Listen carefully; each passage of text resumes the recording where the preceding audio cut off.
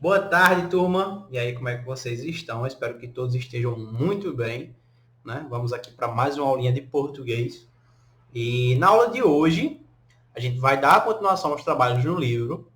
E eu queria que vocês entendessem o seguinte, antes da gente continuar, eu vou dar uma explicação, uma breve explanação da metodologia, tá? O que acontece? O livro de vocês aborda vários tipos, características, exemplo, ele dá vários exemplos de texto, tá? Se vocês forem já puderem ir folheando o livro de vocês, nas horas vagas e tudo mais. Professor, eu não vou folhear o livro na minha hora vaga, já basta folhear na aula, é muito chato. Façam isso, é pro bem de vocês. Confiem no professor, tá bem? Mas ele vai abordar várias características de texto, várias características da linguagem, assim como a gente iniciou, lembra um texto, a gente iniciou lá no... que tinha a pintura rupestre, os alfabetos e tudo mais. Hoje a gente vai dar continuação, tá? Mas, eventualmente, vão aparecer alguns exemplos, alguns nuances, quer dizer, características, vão aparecer algumas formas de palavras que talvez vocês desconheçam. Talvez vocês tenham algum problema sobre classes gramaticais, esse tipo de coisa, tá bem? E se esse for o caso, eu quero que vocês me digam antes de iniciar as atividades, tá? Aliás, não. Antes de me enviar as atividades. Vocês podem fazer as atividades, mas vocês vão anotando em algum canto para não esquecer. Dizer, lembrar de falar ao professor Emanuel que eu tenho dúvida disso aqui, esse tipo de coisa.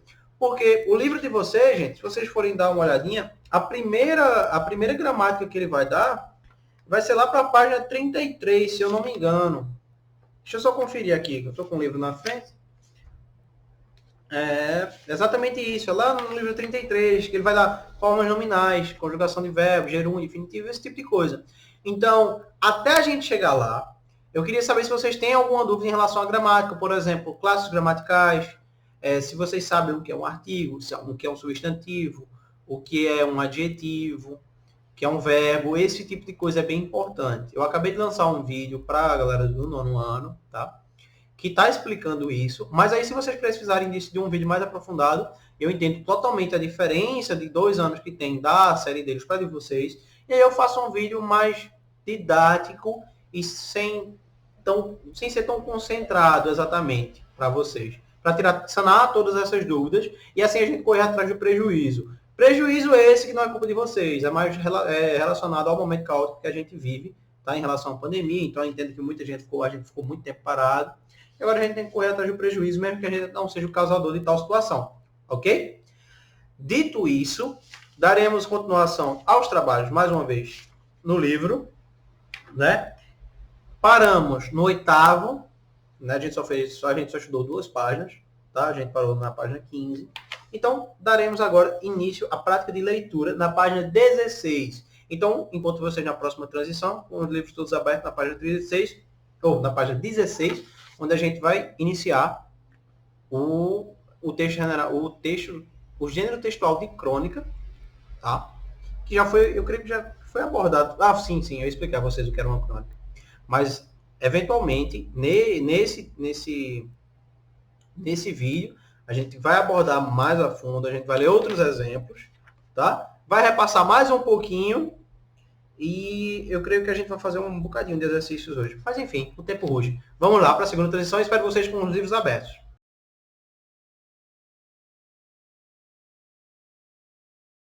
Bom, pessoal, retornando, tá? Como havia dito, lembrando que eu passei para vocês algumas crônicas de exemplo também. Então, eu espero que vocês já estejam mais familiarizados com o assunto, tá bem? Mas hoje, de qualquer forma, a gente vai abordar, eu vou ler com vocês um texto bem interessante, bem engraçado, na verdade. E daremos início, né? Página 16, subtítulo Prática de Leitura, texto 1, Crônica. Vocês estão vendo aí o livro na frente, vocês estão vendo o livro aí na tela. Você já se esqueceu de uma palavra importante durante uma conversa? Como reagiu? Já tiveram esse momento? Engraçado, você está conversando com alguém, aí tu fala, eita, poxa, esqueci a palavra, qual é o nome mesmo? Aquela coisa, pô, aquilo ali. Poxa, como é mesmo? Esse tipo de coisa, esse tipo de situação. Aí quem não passou ainda vai passar, com certeza. Mas eu tenho certeza que já aconteceu com vocês. E como você agiria se estivesse no papel do interlocutor de alguém que passa por uma situação como essa?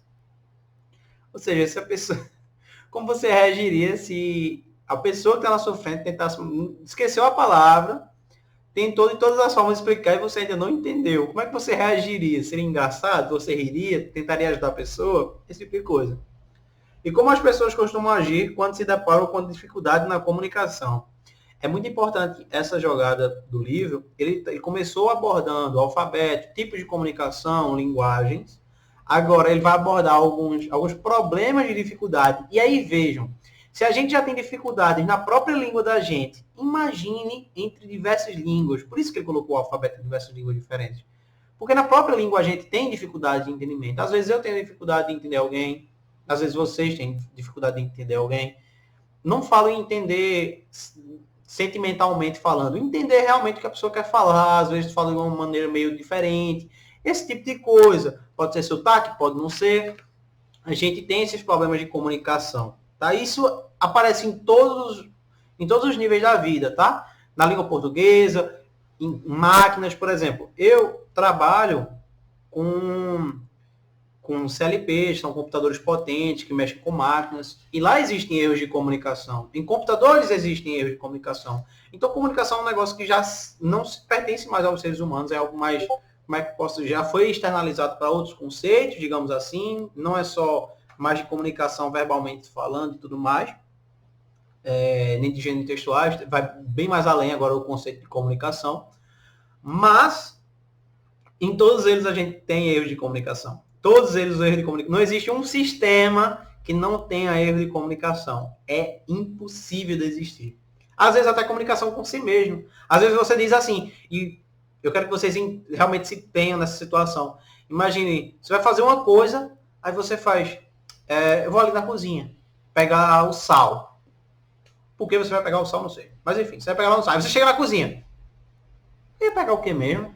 Isso é um erro de comunicação com si próprio, se você for parar para pensar. Tá entendendo? Você não entendeu o que você ia fazer. Se você tivesse entendido, você tinha aprendido e não tinha esquecido. Fica aí a diferença, né? Mas enfim. Então fica aí a curiosidade para vocês. De qualquer forma, a gente vai ler agora um texto bem interessante, tá?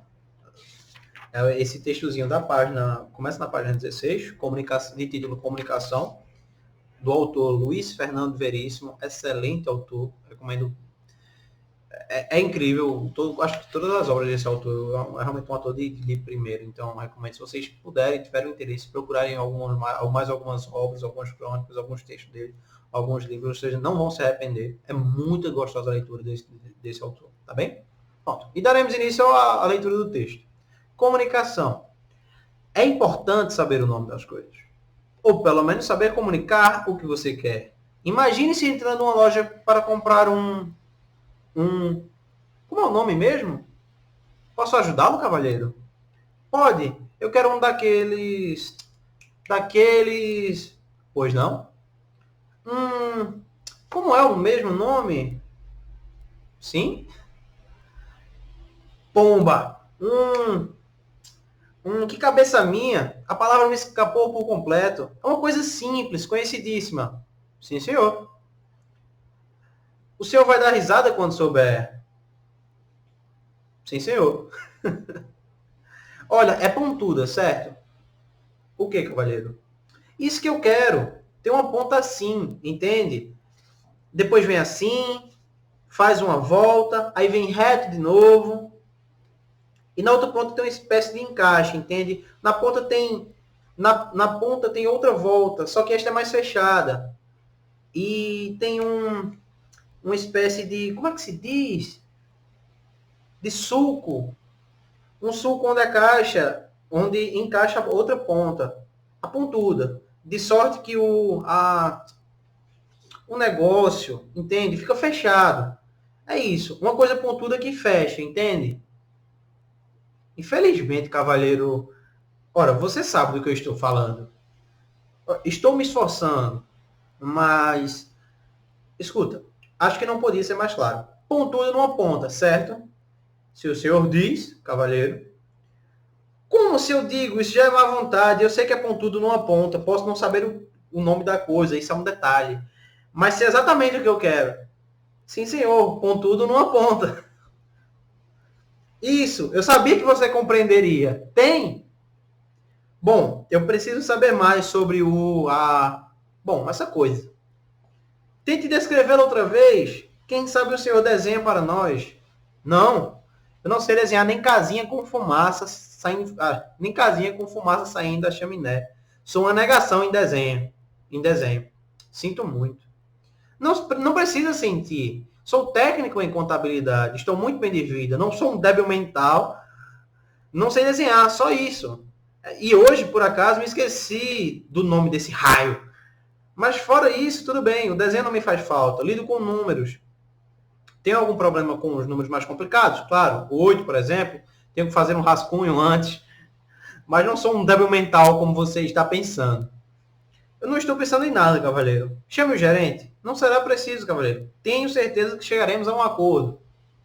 Essa coisa que o senhor quer é feita de quê? É de, sei lá, de metal? Muito bem, de metal. Ela se move? Bem, é mais assim. Preste atenção nas minhas mãos. É assim, vem aqui, dobra aqui, encaixa na ponta. Assim. Tem mais de uma peça? Já vem montado? É inteiriço. Tenho quase certeza de que é inteiriço. Francamente. Mas é simples, uma coisa simples. Olha, assim, assim, faz uma volta, faz uma volta aqui, vem vindo, outra volta e clique, encaixa. Ah, tem clique, é elétrico. Não, clique que eu diga o barulho de se encaixar. Já sei, ótimo. O senhor quer uma antena externa de televisão? Não, escute aqui. Vamos tentar de novo. Tentemos por outro lado. Para o que serve? Para o que serve? Serve assim, para prender, sabe? Entende? Uma coisa pontuda que prende. Você enfia a ponta pontuda por aqui, encaixa a ponta no sulco e prende as duas partes de uma coisa. Certo? Esse instrumento que o senhor procura funciona mais ou menos como um gigantesco alfinete de segurança. Mas é isso, um alfinete de segurança. Mas o jeito que o senhor descrevia parecia uma coisa enorme, cavaleiro. É que eu sou meio expansivo. Me vê aí como é o nome mesmo? Veríssimo Luiz Fernando. Interessantíssima a linguagem como o autor aborda essa dificuldade de comunicação, né? E alfinete de segurança, para quem não sabe, é aqueles alfinetes que geralmente se usam em fraldas. Eu vou colocar uma imagem para vocês não se perceberem qual é. Mas são aqueles alfinetes que tem um encaixezinho que você coloca assim e encaixa ele. Vou mostrar para vocês. De qualquer forma, bem interessante, né, a abordagem dele sobre os erros de comunicação, as dificuldades de comunicação. Bem interessante vocês notarem isso também. Mas, enfim, daremos seguimento. Por dentro do texto. O texto surpreendeu você? Por quê? As respostas de cunho pessoal, tá bem? A crônica apresenta uma situação de comunicação que envolve dois personagens, um comprador e um vendedor. Caracterize os dois personagens por meio das suas ações discursivas. Ou seja, ele quer que você dê características ao comprador e ao vendedor baseado no discurso deles, tá? Como eles aparentam estar. Eles aparentam estar irritado, confuso, o outro aparenta estar confuso também, mas é paciente. Como esses dois personagens são. Terceiro, por que o homem que deseja comprar um objeto tem dificuldade de realizar a compra? Eu acho que essa está bem clara, na verdade. Quarto, diante da dificuldade de se lembrar da palavra, o vendedor e o comprador tentam formas de promover a comunicação. Ponto. Responda. Letra A. Qual ação é realizada pelo comprador para comunicar o que deseja comprar? Transcreva um trecho do texto que comprove a sua resposta. Ele fez o quê? Para dar a ideia. Ele não sabia o nome do que ele queria comprar. Aí ele fez o quê? Aí você retira do texto um trechinho que comprove a sua resposta. E letra B. Como o vendedor tenta ajudar o interlocutor? Tá? O que é que o vendedor faz? Ele só ouve? Ele dá sugestões? E aí? Letra C. Porque o comprador não aceita a sugestão. Tá? Teve uma hora no texto que ele dá uma sugestão. Por que o senhor não faz isso? Para a gente entender melhor. E por que, que ele não por que, que o comprador não aceita? Né? Enfim, relativamente simples. O quinto, lê as informações que compõem um quadro sobre as características do gênero textual crônica, relacionando-as com o texto comunicação. Esse texto que a gente acabou de ler, certo, gente? Crônica é um gênero textual de narrativa breve, geralmente produzido para ser publicado em jornais ou revistas, refere a assuntos do cotidiano e às vezes mistura os níveis de linguagem formal e informal. Apresenta poucos personagens que na maioria das vezes não têm nomes específicos, pois são nomeados de maneira genérica. Relacionados ao papel social exercido na situação comunicativa, como o menino, a menina, o pai, a mãe, o professor, o garçom, a mulher, o homem, enfim. O leão, a feiticeira e o guarda-roupa, se vocês lembrarem do vídeo anterior. Uma das características desse gênero textual é levar o leitor a refletir sobre um fato ou uma situação do cotidiano. Para isso, pode ou não utilizar o humor como recurso expressivo na construção do sentido do texto. Certo? Responda os pontos. Letra A. A crônica comunicação narra um fato do cotidiano do dia a dia? Explique. Bom, a resposta está bem na cara, que é um fato do cotidiano, mas ele vai querer que você explique o porquê.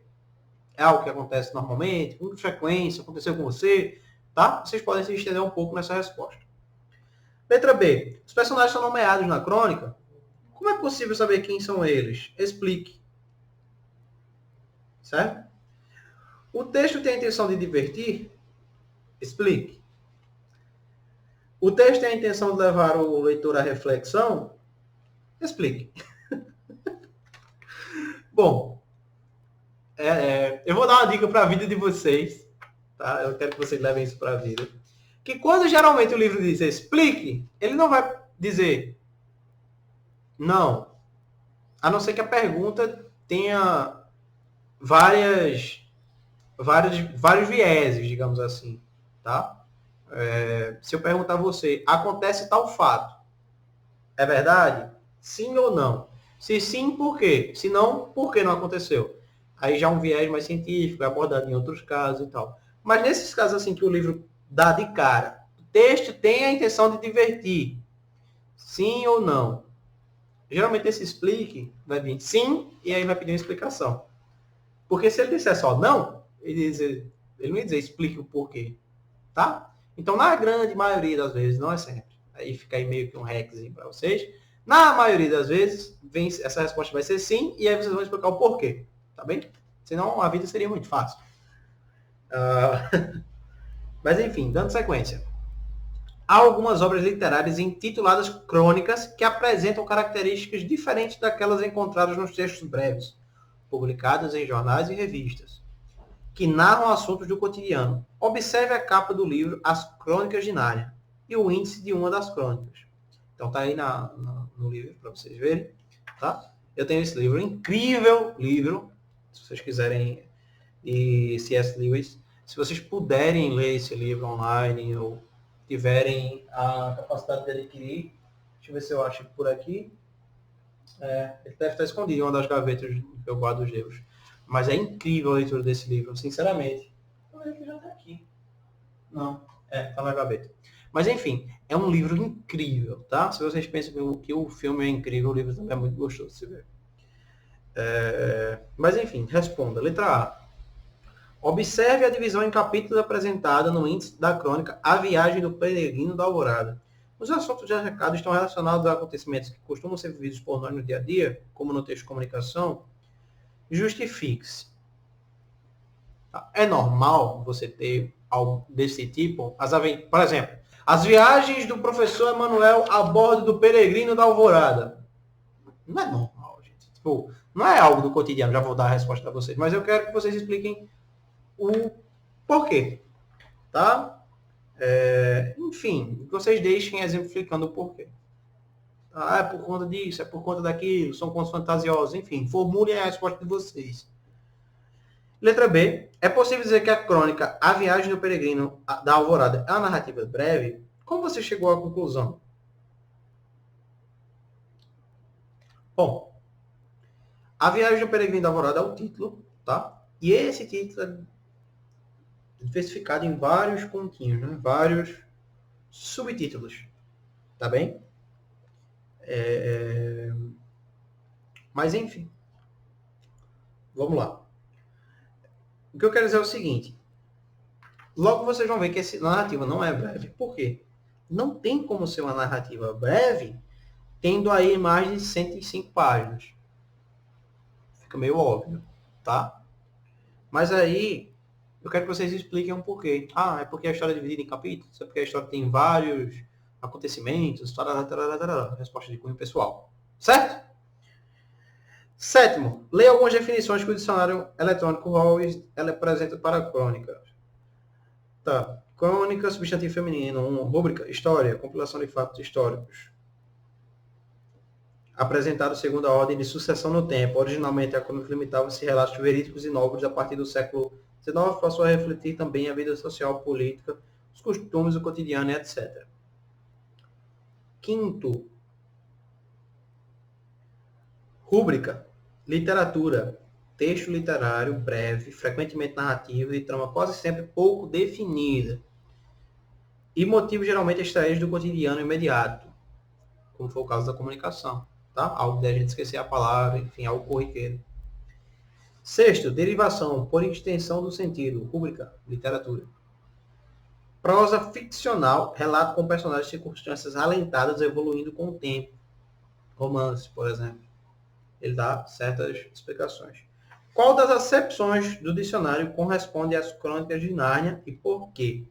Tá? Vocês vão olhar essas três acepções aí. A acepção vai ser justamente o verbete, tá? Esse verbete que o dicionário deu, tá? E qual dessas aí, dessas definições, se assemelha mais ao livro, no caso, das crônicas de Nárnia, tá bem? A obra. Letra B, o texto de comunicação. A qual acepção do dicionário corresponde? Por quê? E aí fica o questionamento. Também é uma crônica. Mas aí é a mesma acepção do livro das crônicas de Nárnia? Ou é outra acepção? Qual e por quê? Certo? Vocês explicam isso aí. Pronto. Agora a gente parte para a página 20. Certo? Mais exercício para você. Bem que eu disse que hoje tem bem muito exercício. Se eu não disse... Não, tenho quase certeza que eu disse. Vamos lá. A gente parte agora. Essa vai ser a última página que a gente vai fazer hoje. Tá? E eu vou deixar para casa umas atividadezinhas legais para a gente fazer também. Certo? Eu vou querer fazer com você. Não, aliás, não sei. Eu vou deixar... Não vou deixar não para casa não. Dá para abordar em vídeo. Tá bem? Dá para abordar em vídeo. Vamos lá, então. Linguagem do texto. Releia o trecho a seguir. Não, eu não sei desenhar nem casinha com fumaça saindo da chaminé. Sou uma negação em desenho. Sinto muito. Não precisa sentir. Sou técnico em contabilidade e estou muito bem de vida. Não sou um débil mental. Não sei desenhar. Só isso. E hoje, por acaso, me esqueci o nome desse raio. Mas fora isso, tudo bem. O desenho não me faz falta. A expressão sinto muito, usado pelo vendedor, pode ter mais de um significado no contexto ou situação de comunicação em que foi pregada. Explique os sentidos possíveis. Tá? E aí eu quero que vocês pensem no seguinte. Essa letra A, por exemplo, ela pode ter o sentido só de se lamentar, de se desculpar, ironia. Fica aí a critério de vocês me dizerem qual é, tá bem? Letra B. Como o comprador entendeu essa expressão? É importante isso. O vendedor exprimiu de uma forma e provavelmente o comprador entendeu de outra. Porque ele se mostrou notoriamente um pouco irritado. Ele disse, não, você não precisa sentir muito, não. O senhor não deve aumentar, não, tá? Eu estou muito bem de vida, muito obrigado. Eu só esqueci o nome desse negócio. Ele se mostrou um pouco irritado. Então, é interessante vocês notarem essa diferença aí de sentido, tá? De como a expressão foi utilizada e como ela foi entendida. Letra C. Você considera que o uso dessa expressão pelo vendedor foi adequado? Por quê? Letra D. Se você fosse o vendedor, o que diria no lugar da expressão sinto muito para que ela fosse interpretada sem parecer uma ofensa ao comprador. Com o pessoal também, essa resposta. Letra E. Nessa situação comunicativa, que efeito de sentido a ambiguidade no uso da expressão produz? Explique sua resposta. Nesse caso, ambiguidade é sentido duplo, tá? Ele pode ter que se demonstrar de um jeito, sem ser com ironia, e o comprador pode ter entendido com ironia, esse tipo de coisa, tá? Mas ele quer saber o efeito que esse sentido de ambiguidade acabou produzindo na comunicação entre os dois. Leia os textos a seguir. Vamos no segundo. Observando as palavras em destaque. 2 pontos. Um sulco onde encaixa a outra ponta. Sim, eu acabei não falando para vocês. Sulco, se vocês não souberem, é algo como se fosse um chanfro. Se vocês não souberem o que é um chanfro também, é como se fosse um buraquinho, tá? Um buraquinho. Um sulco é um espaço. Por isso que naqueles alfinetes você tem um sulco, é um espaçozinho que a agulha vem e encaixa, tá bem? Um sulco é como se fosse um buraquinho, um espacinho, tá? Agora vamos adiante. Um sulco onde encaixa a outra ponta, a pontuda, de sorte que o negócio, entende? Fica fechado. É isso. Bom, eu preciso saber mais sobre essa coisa. Tente descrevê-lo outra vez. Responda. Por que nesses três são usados artigos diferentes ao mesmo tempo? Vocês lembram, né? Artigo definido e tal? Enfim, artigo é uma classe gramatical que exprime, que é relacionado ao sujeito, faz a ligação com o sujeito, tá? O adjetivo, enfim, ao substantivo, na verdade. E aí a gente pode definir artigos em o, a, os, as, uns, uma, umas, artigos definidos e indefinidos. Em que os artigos definidos a gente pode separar como o, a, os, as. Por exemplo, o melhor profissional. Geralmente estou colocando, quando eu uso o artigo definido, eu coloco esse objeto, essa coisa, o substantivo, adjetivo, qualquer coisa que eu esteja falando, num status de superioridade em relação aos demais. Não é mais um profissional, é o profissional. Não é um aluno, é o aluno. Esse tipo de coisa. Provavelmente você já deve ter visto essa situação em algum filme. Que alguém chega para você e diz, você é um profissional. Aí o cara diz, não, eu não sou um profissional, eu sou o profissional. Para dar aquele status de importância. Estão entendendo? Enfim, artigos definidos. E o restante, umas são artigos indefinidos, quando eu não quero especificar o substantivo, o sujeito, enfim. Um menino, uma cadeira. Ou seja, eu não estou dizendo que é aquela cadeira exatamente, é uma cadeira. É algo que não é específico, geral. Certo?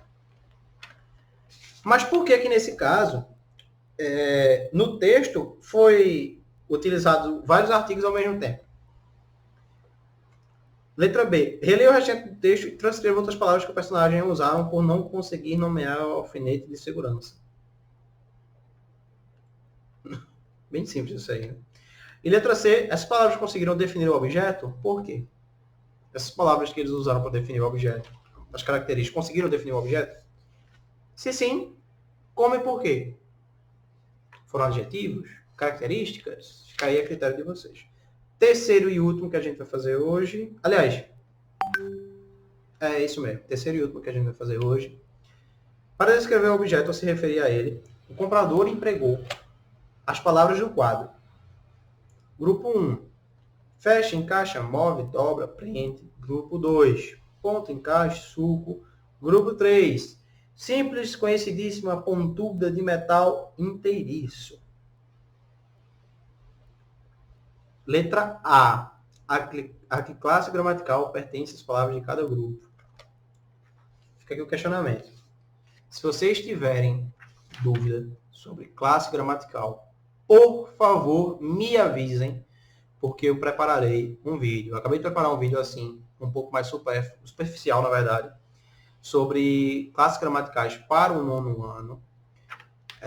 Dado isso, se vocês tiverem dificuldades em entender essas palavras, a que classe gramatical cada palavra pertence, por favor, me deixem saber. E aí eu preparo um vídeo especial só para isso.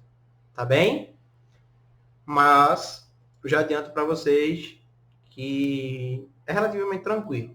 Não é um assunto muito complicado, não. E, por favor, não fiquem com vergonha, nada do tipo, não. Cheguem lá no meu privado e digam, professor, eu estou com dúvida.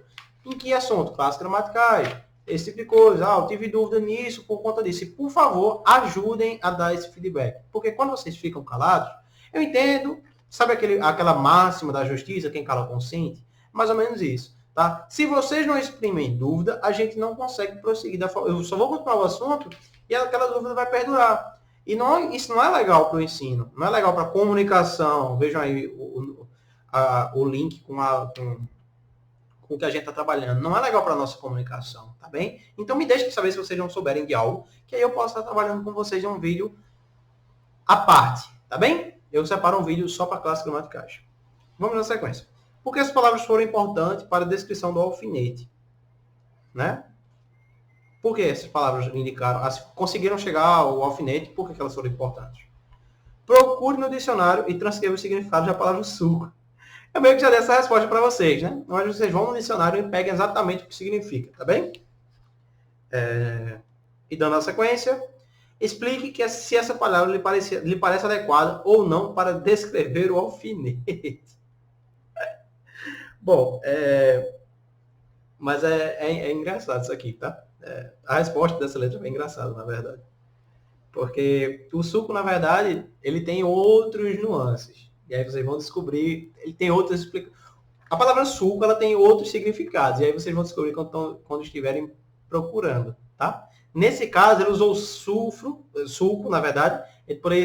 A palavra mais adequada seria chanfro. Mas vocês vão entender que tipo, dá para fazer a ligação. Mas vocês vão entender porque o vendedor também se confundiu. Enfim. Que outras palavras poderiam ter sido utilizadas nesse contexto? Vê, eu dando a resposta para vocês de novo. Vocês têm fogo, né? Professor desse. Mas aí, por favor, deem também outras respostas, tá? Não botem só chanfro, não. Coloquem outras respostas aí para ficar algo mais diverso. Não deixem o professor responder a atividade de vocês, não. Já fiz isso umas 3 vezes só nessa atividade, só no vídeo de hoje, né? Releia o diálogo agora para o quarto, tá? Quarto e última atividade do livro hoje que a gente está trabalhando. Depois disso é o encerramento da nossa aula. Releia o diálogo entre os personagens, observando o tipo de linguagem utilizado por eles. Responda. 2 pontos.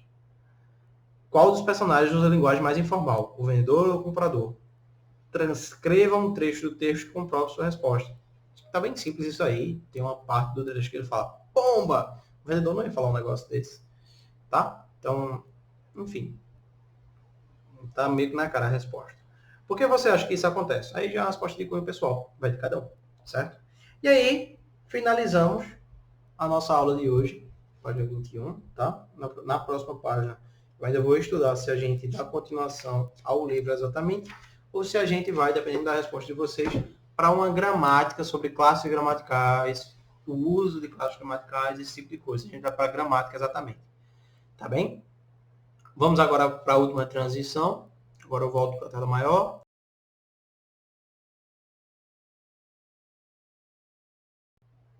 Pronto. E fazendo um repasso para vocês, a gente estudou bem muito sobre o gênero crônica mais uma vez. A gente estudou as características, a gente estudou algumas classificações das palavras, o uso das palavras, a importância da comunicação. Então, foi, querendo ou não, um vídeo bem longo, bem extenso, várias atividades para vocês trabalharem. Lembrando, me deixem saber se vocês estão com dúvidas em algum desses exercícios. Se não nos exercícios, nas palavras, professor, a gente tem dúvida em classe gramatical, a gente tem dúvida nisso e nisso aqui, me deixem saber, porque aí eu posso direcionar a aula para vocês, tá bem? Cada aluno tem uma necessidade, mas aí a sua dúvida pode ser a dúvida do coleguinha. Então isso me ajuda a direcionar a aula para vocês, tá bem? A fazer um vídeo direcionado para isso. De qualquer forma, eu queria agradecer a presença de todos, desejar ótimos estudos aí, uma ótima atividade para vocês. E no mais, é isto, né? Uma ótima tarde para vocês também. Espero vocês na próxima aula, tá? Uma boa tarde, um grande abraço.